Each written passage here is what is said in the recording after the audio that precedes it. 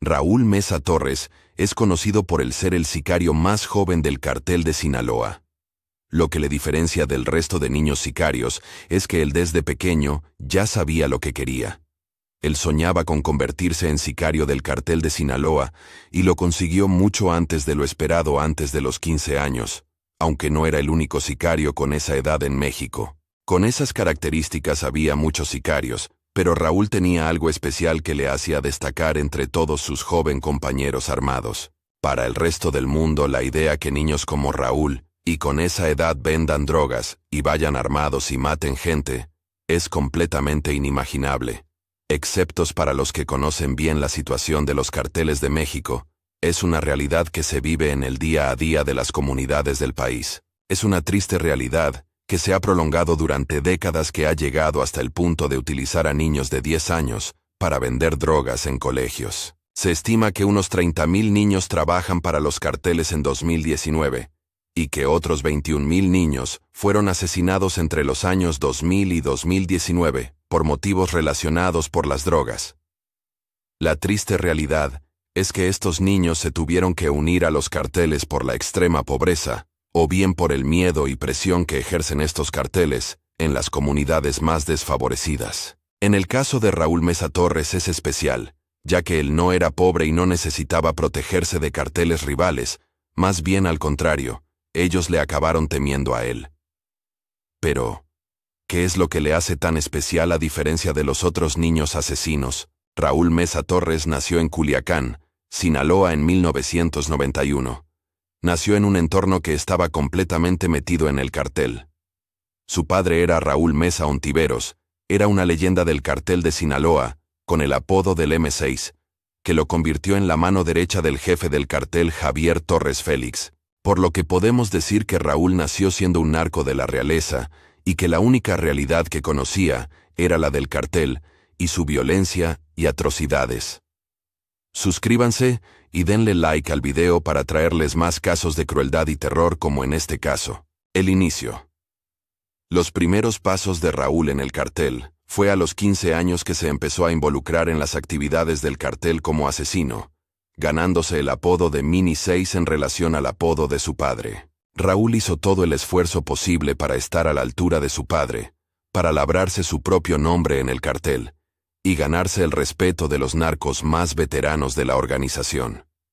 Rápidamente los mayores le respetaban, y los más jóvenes querían seguir sus pasos, pero Raúl no sabía que había escogido un camino de una sola dirección y sin marcha atrás. El primer golpe que recibió fue la muerte de su padre en marzo de 2007, en un tiroteo que no se reportan detalles debido a la no cooperación de la familia de Raúl con la policía. Por este motivo, no hubo ningún detenido y Raúl no se lo tomó como una advertencia de las consecuencias de la vida que había escogido tener, ya que la poca conciencia que tenía con 15 años no le dejó ver la realidad de donde se estaba metiendo. Raúl incrementó su violencia y temeridad debido a la necesidad que sentía de reemplazar a su padre. Raúl empezó a llamar la atención de las autoridades y finalmente fue detenido por una temeridad el 9 de octubre de 2007. Raúl fue detenido por conducir un coche sin documentación posiblemente robado, pero fue puesto en libertad al poco tiempo de entrar en prisión al ser menor de edad. En 2009, fue detenido por segunda vez al ser pillado en unas carreras de aceleración en el mismo sitio en el que fue detenido la primera vez. La policía solicitó el alto, pero Raúl no se detuvo, y empezó a disparar contra los agentes de la ley. En ese fuego cruzado uno de los policías resultó herido, y Raúl y sus cómplices consiguieron escapar impunemente. Raúl se sentía el amo del mundo y estaba borracho de poder, se creía invencible e intocable, pero cometieron el error de abandonar un coche de su propiedad, con armamento en su interior que fue investigado por la policía estatal, y descubrieron que era el hijo del legendario narcotraficante, que murió tan solo un par de años antes. A partir de ese día Raúl fue perseguido por las autoridades, y comenzaría su reinado del terror, y había iniciado un camino sin retorno. Apenas 5 meses de cumplir 18 años, Raúl tuvo su último enfrentamiento con la policía en la ciudad de Zapopan.